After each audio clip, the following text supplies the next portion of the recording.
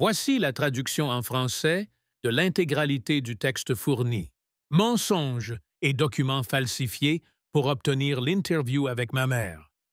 Des affirmations scabreuses et fausses sur la famille royale, jouant sur ses peurs et alimentant la paranoïa.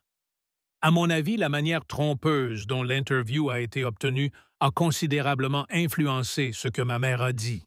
La lettre perdue de la princesse Diana à son fils. Le prince William a enfin refait surface, et elle est profondément émouvante. Écrite durant l'un des chapitres les plus tumultueux de sa vie, elle révèle sa peur brute, son amour indéfectible pour ses fils et la force tranquille qu'elle portait derrière les murs du palais.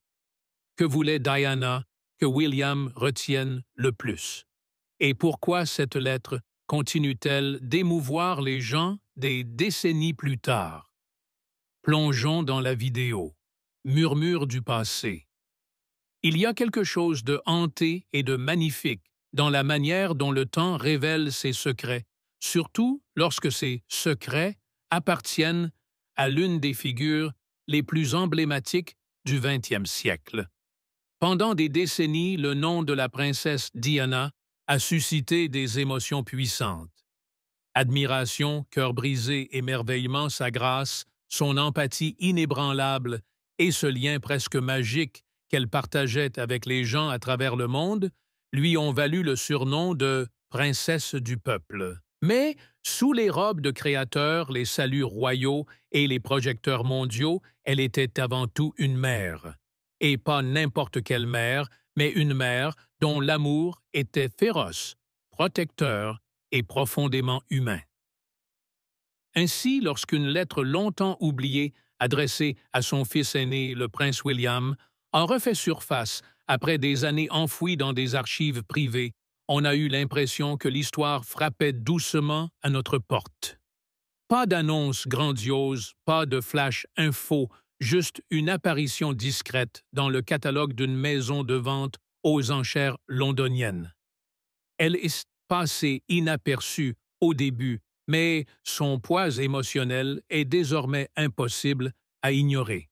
Elle n'a pas été placardée en première page ni teasée dans des gros titres dramatiques.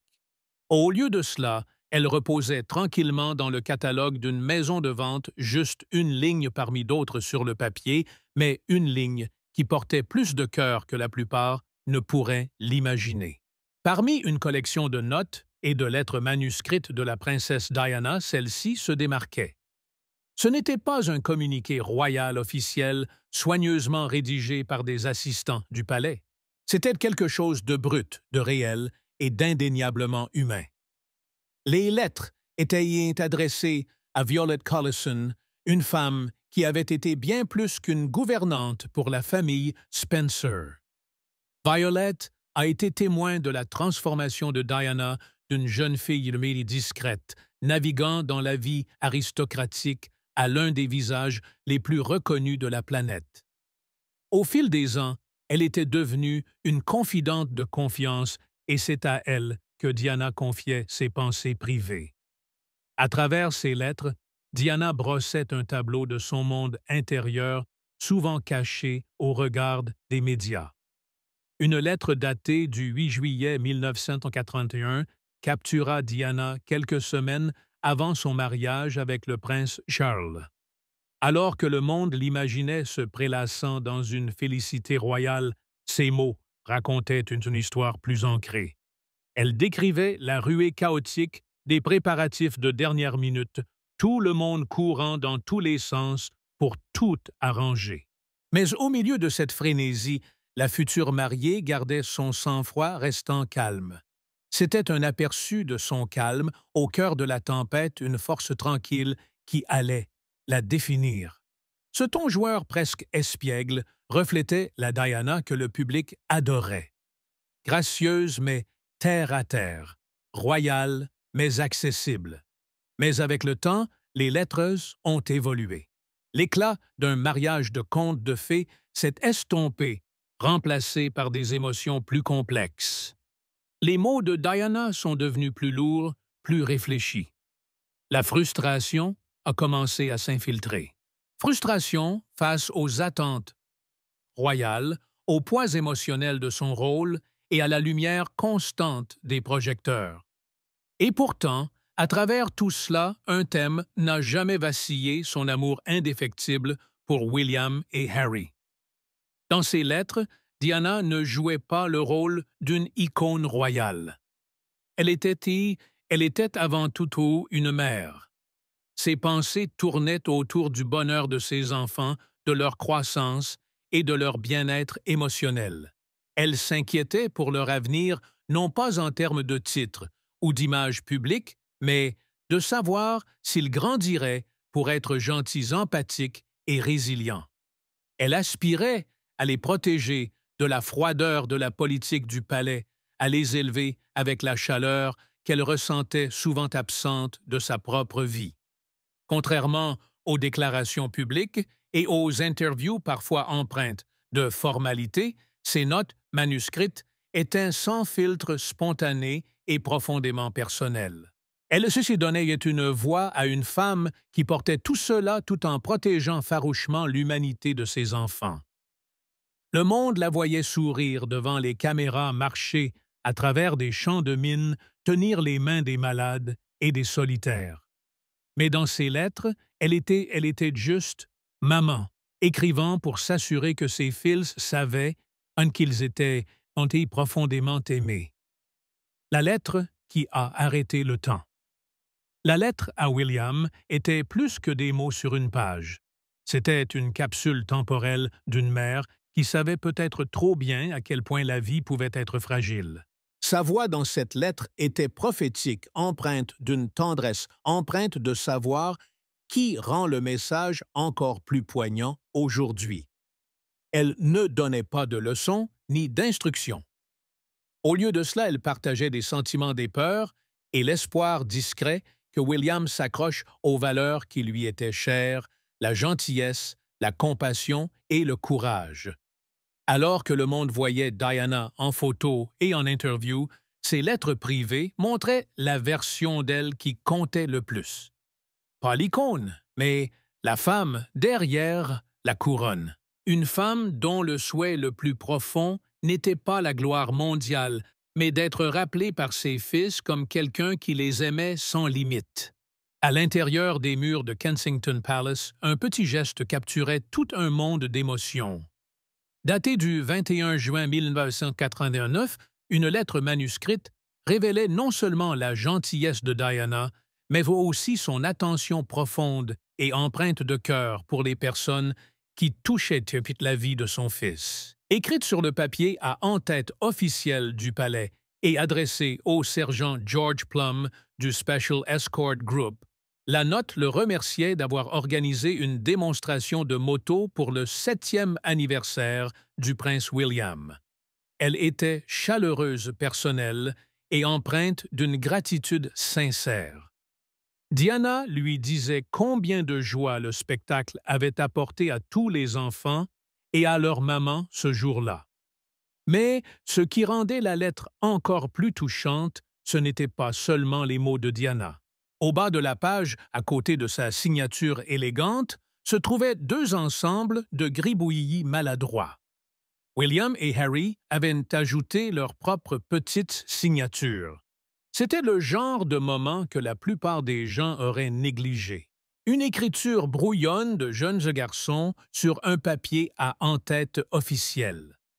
Mais pour ceux qui avaient suivi la vie de Diana dans les gros titres, ce détail disait tout.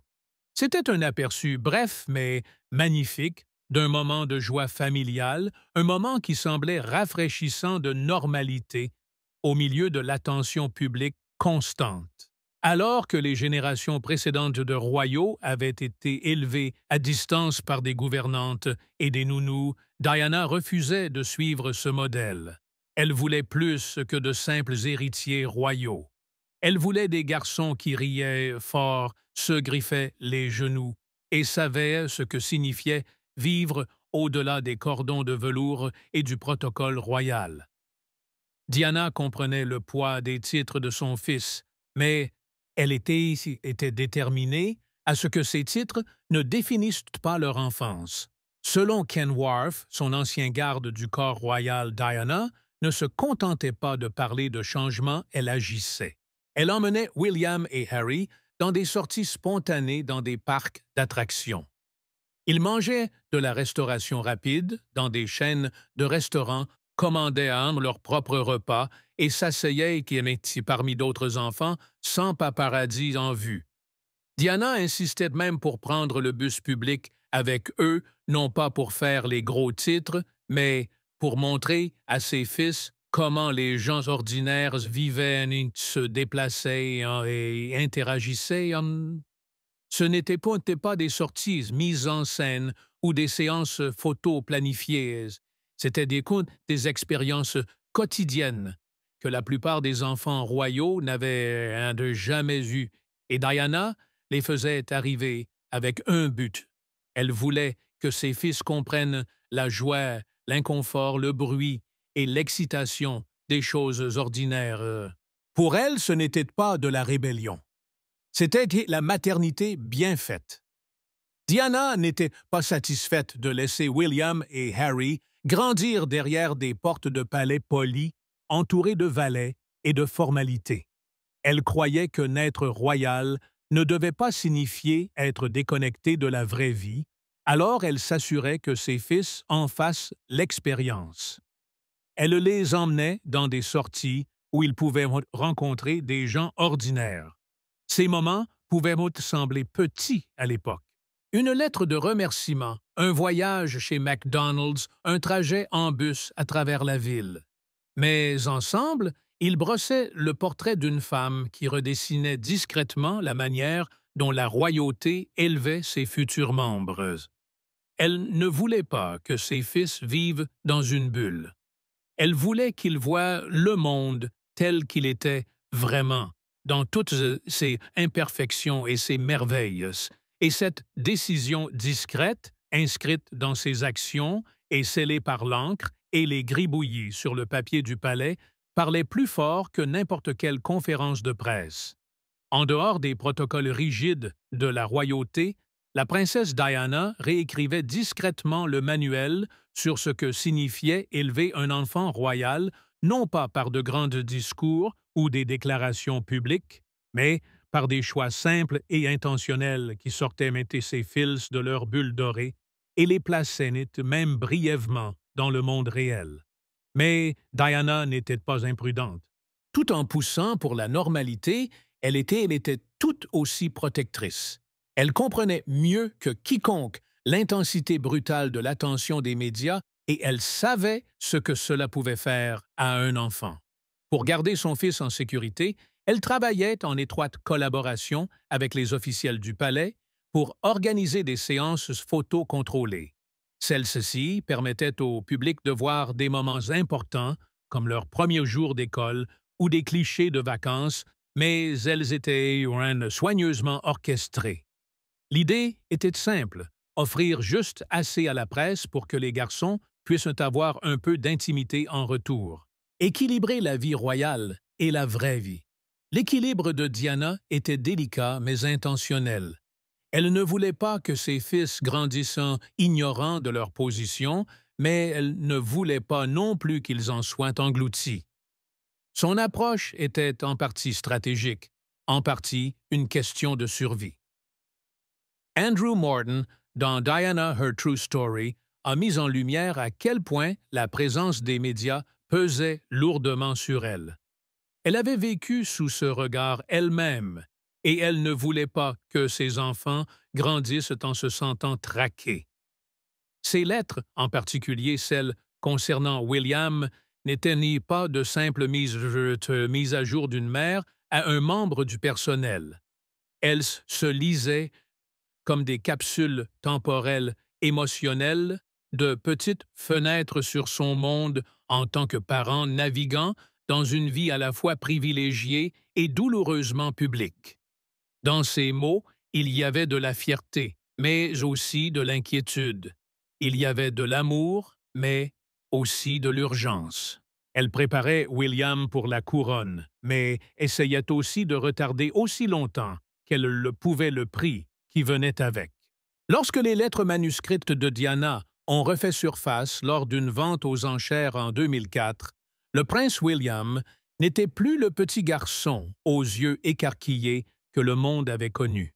Il était entré dans l'âge adulte, naviguant dans la vie universitaire et les devoirs publics avec une confiance discrète que beaucoup reconnaissaient comme l'héritage de sa mère en mouvement. Les lettres riches et de chaleur de fierté et de sagesse maternelle ont retiré des couches de mystique royal et ont offert quelque chose de bien plus humain, un aperçu intime du lien entre une mère et son fils. À la suite de son décès 7 ans plus tôt, leur apparition a suscité non seulement de la nostalgie, mais quelque chose de plus profond, une douleur douce amère pour la présence d'une femme partie bien trop tôt. La monarchie, encore en train de s'adapter aux ondes de choc déclenchées par Diana de son vivant, s'est retrouvée une fois de plus confrontée à sa voix, cette fois par le biais de la plume et du papier plutôt que des interviews télévisées. Ce n'étaient pas des déclarations officielles polies pour la consommation publique. Elles étaient brutes, sincères et débordantes d'affection. La voix de Diana, dans ses notes, ne résonnait pas d'autorité. Elle s'enroulait autour de William comme un bouclier le guidant même après son départ. Pour beaucoup, ce n'était pas seulement William qui entrait dans un rôle public plus important. C'était l'empreinte émotionnelle de Diana qui s'élevait avec lui. Ce qui rendait ces lettres encore plus puissantes, c'était leur simplicité discrète. Elles n'étaient pas écrites pour le monde, mais elles ont fini par révéler ses vérités les plus honnêtes. La douleur de ne jamais voir ses fils devenir pères, de ne jamais les voir défendre les causes qui lui tenaient à cœur, transparaissait dans chaque ligne. Et pourtant, à travers ces bouts de papier, sa voix continuait de vivre. Le monde ne se souvenait pas seulement de ses discours ou de son style, il se souvenait de la manière dont elle aimait. Une maternité différente, le 21 juin 1982. Diana est devenue mère pour la première fois.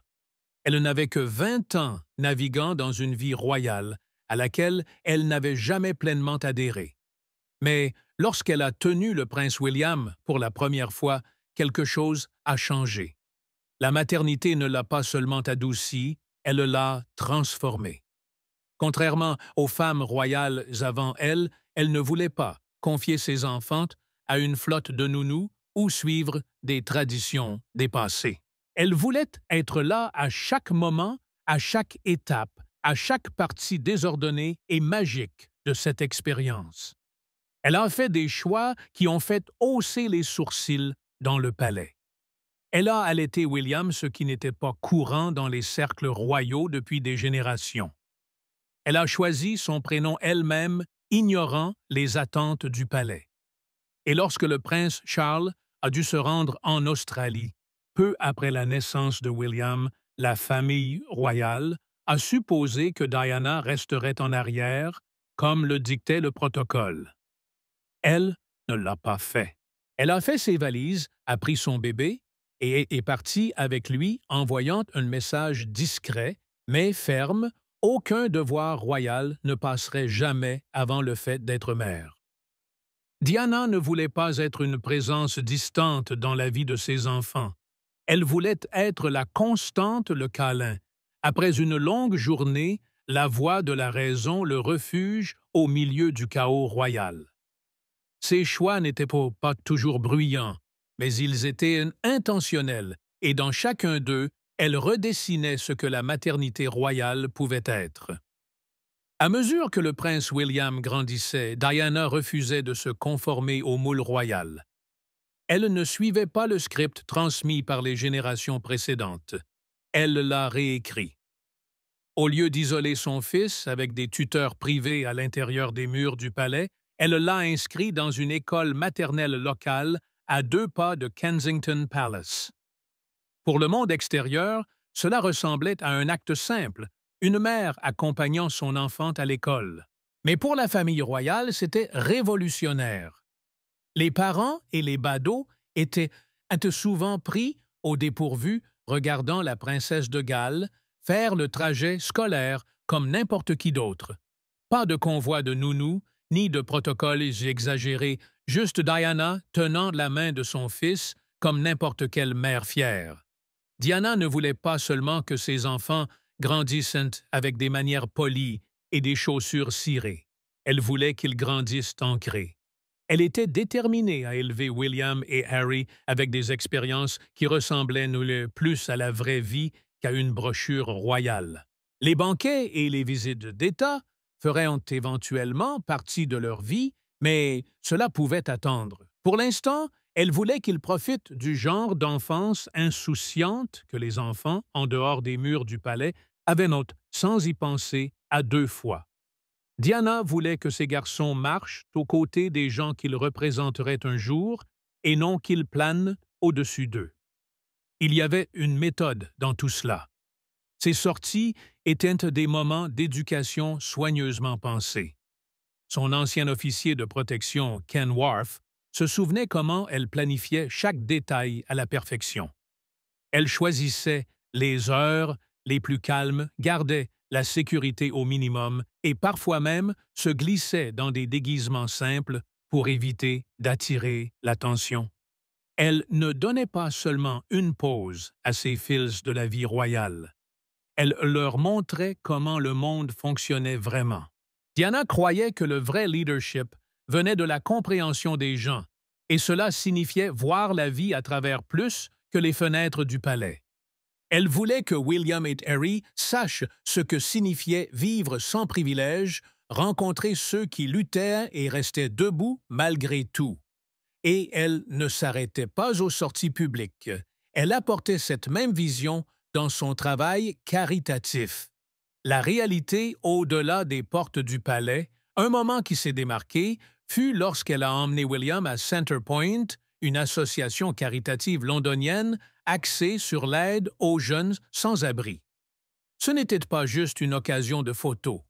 C'était Diana qui montrait à son fils un autre côté de la ville.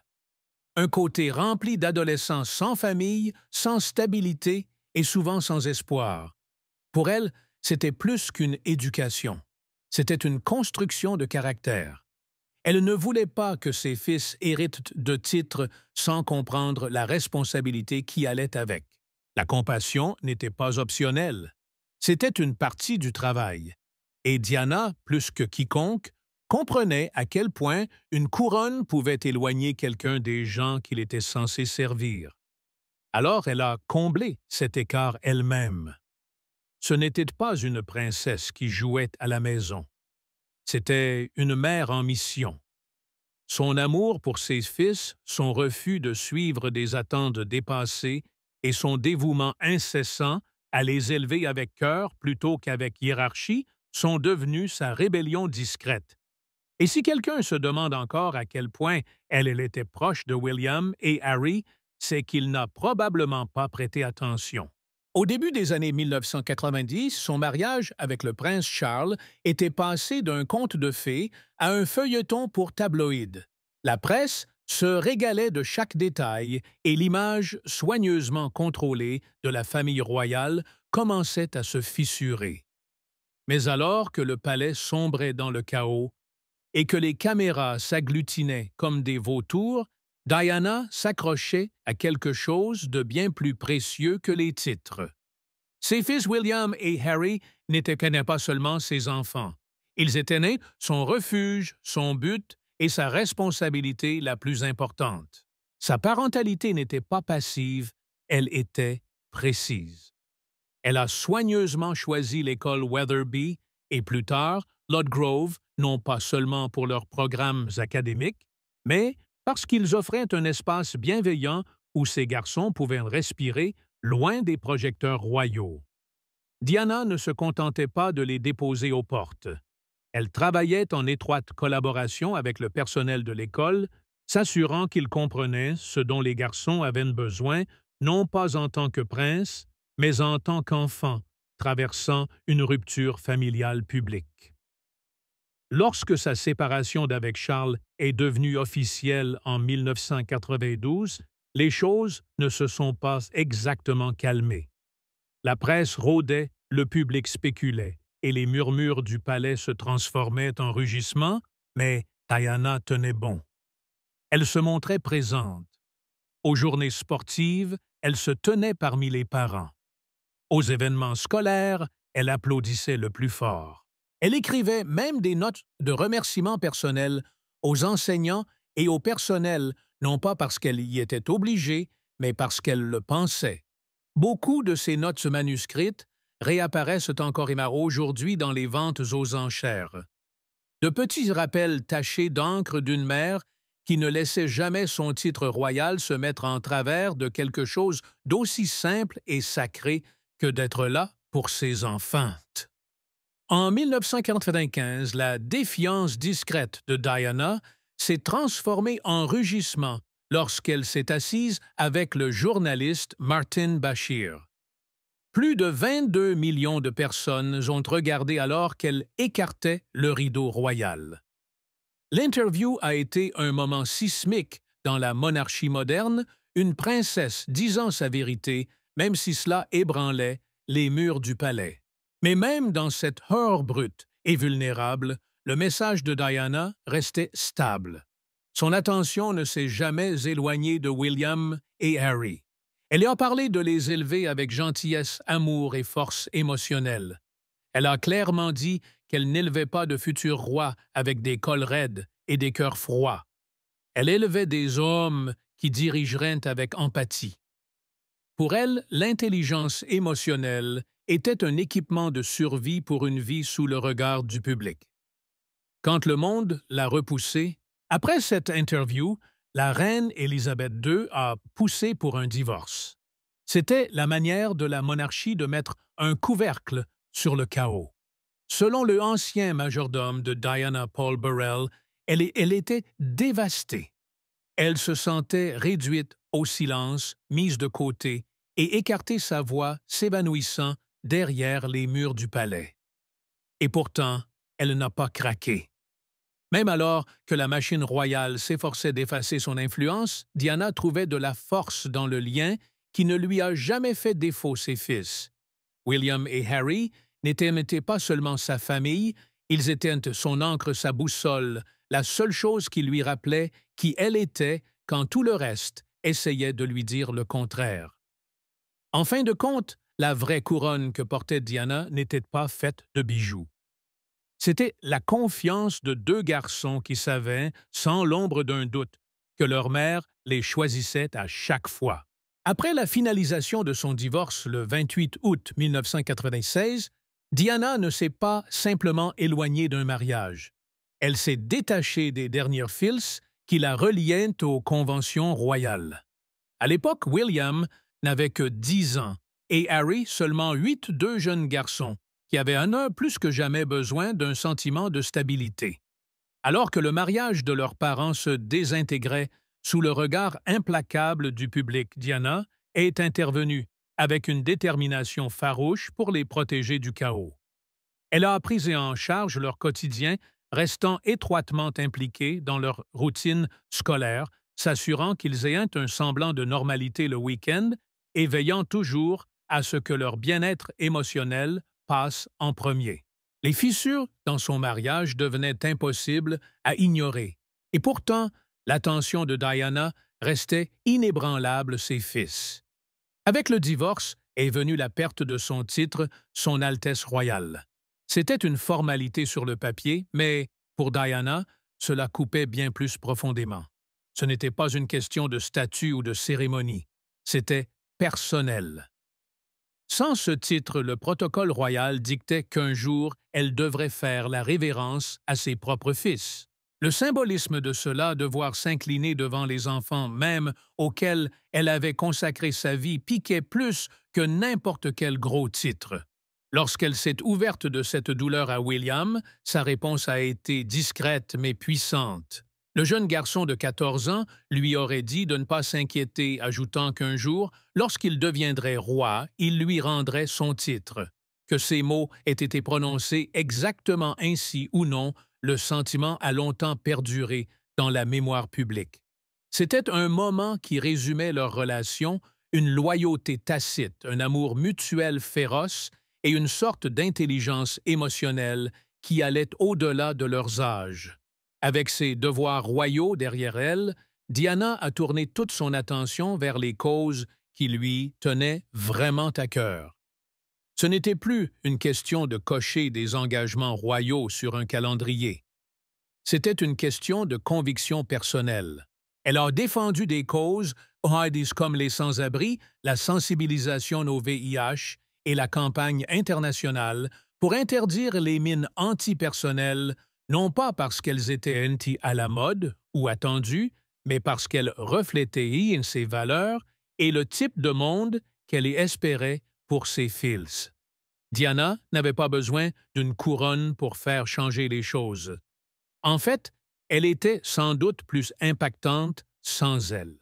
Elle a donné de la visibilité à des gens que la société ignorait, souvent à tenue des mains, que d'autres n'osaient ni pas toucher, et s'est aventurée dans des espaces où le silence avait régné trop longtemps.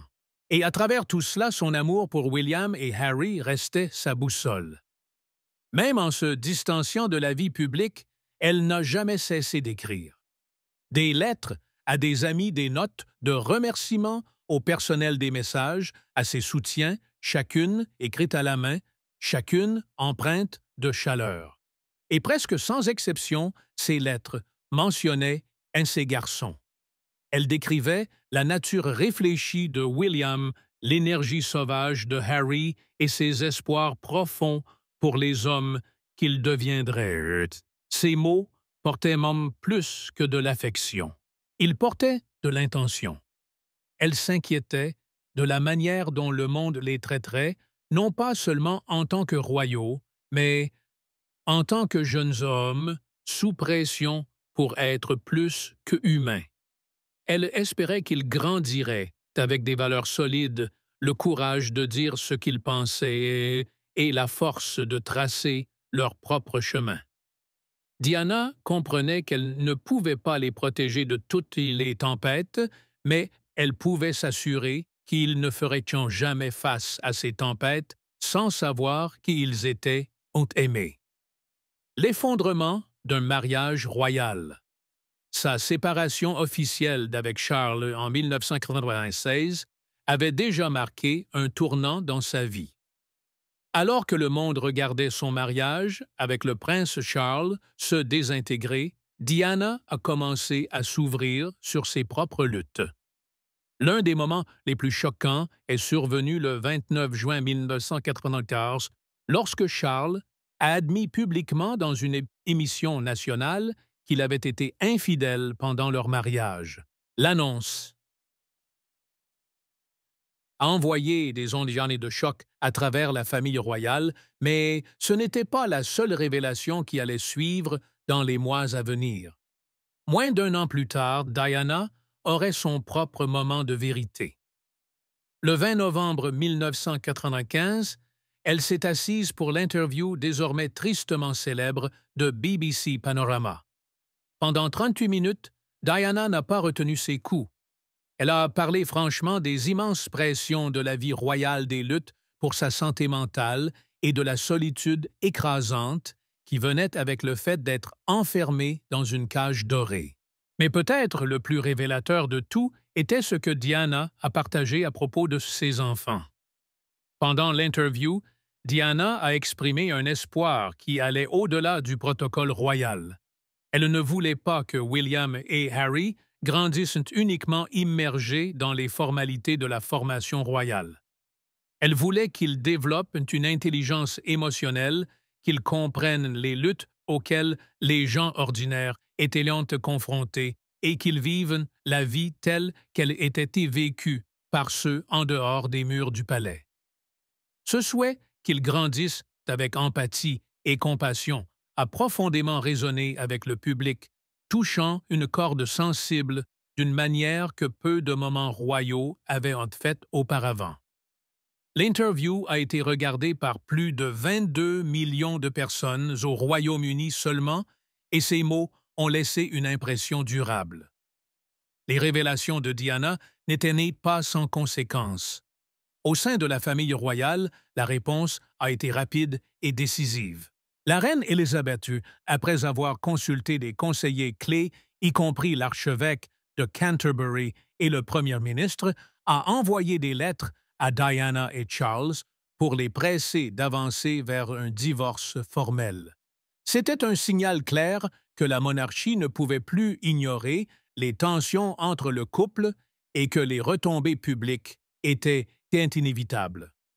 Pour Diana, cette intervention était rien moins que dévastatrice. Selon les biographes Tina Brown et Sally Bedell-Smith, Diana a été laissée le cœur brisé par la décision de la famille royale de pousser au divorce. Ce n'était pas seulement la fin de son mariage, cela ressemblait à un rejet de sa voix et de ses valeurs. À ses yeux, sa vérité avait été mise à nu, et pourtant, la monarchie semblait s'éloigner encore plus de ses luttes personnelles. Mais, malgré le chagrin, Diana est restée concentrée sur ce qui comptait le plus ses enfants. Ils étaient devenus son ancre dans la tempête, et elle continuerait à se battre pour leur bien-être quelles que soient les retombées. En août 1996, après des mois de négociations chargées d'émotions, le divorce de la princesse Diana avec le prince Charles a été finalisé.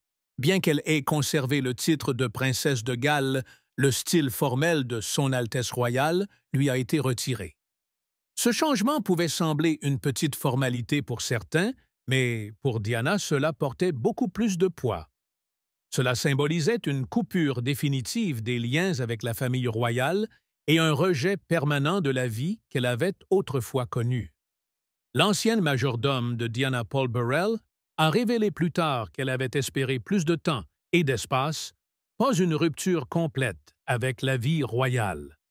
Mais alors que le processus avançait, elle n'avait d'autre choix que d'accepter la réalité de sa nouvelle position. Malgré les pressions écrasantes auxquelles elle faisait face, Diana est restée inébranlable dans sa mission de faire un impact positif. En janvier 1997, elle s'est rendue en Angola avec la Croix-Rouge internationale pour faire campagne contre les mines antipersonnelles. Les images de Diana marchant à travers un champ de mines récemment déminé, vêtu d'un équipement de protection, sont devenues parmi les photographies les plus emblématiques de sa vie ultérieure. Ces images capturaient non seulement son courage, mais aussi sa conviction d'utiliser son statut pour sensibiliser à des causes mondiales. Diana était déterminée à laisser un héritage de compassion et d'humanité. Et ce voyage était un exemple parfait de son dévouement à ses valeurs. Dans ces derniers mois, Diana était également concentrée sur la préparation de ses fils William et Harry pour l'avenir. Elle voulait qu'ils comprennent que le leadership n'était pas une question de pouvoir ou de privilège. C'était une question de service aux autres. Des amis proches et des conseillers se souvenaient comment elle instillait en William un sens du devoir ancré dans la compassion. Diana lui disait souvent en discutant de son travail humanitaire qu'il devait utiliser sa position pour aider ceux qui n'ont pas de voix. Cette mentalité est devenue une partie intégrante de ses enseignements et il laissait clair que son influence a façonné la vision de la vie de son fils. Tragiquement, la vie de Diana a été écourtée le 31 août 2017 dans un accident de voiture dévastateur à Paris. Le monde a regardé avec choc, alors que ses deux fils, William seulement 15 ans et Harry, juste 12 ans, marchaient derrière son cercueil, leur visage marqué par le chagrin. Mais même en son absence, l'influence de Diana sur ses filles restait indéniable. Les leçons qu'elle leur a transmises, l'amour qu'elle leur a montré et les valeurs qu'elle leur a instillées continuent de vivre à travers eux. Diana est peut-être partie, mais l'héritage de son engagement indéfectible envers ses enfants, son travail humanitaire et sa profonde croyance en l'empathie continuent de façonner les vies de William et Harry aujourd'hui. Son histoire reste un témoignage du pouvoir de l'amour d'une mère et de la force durable d'un lien qui transcende tout titre ou position. Nous aimerions avoir vos pensées dans les commentaires. Veuillez aimer, partager et n'oubliez pas de vous abonner. J'espère que cette traduction répond à vos attentes.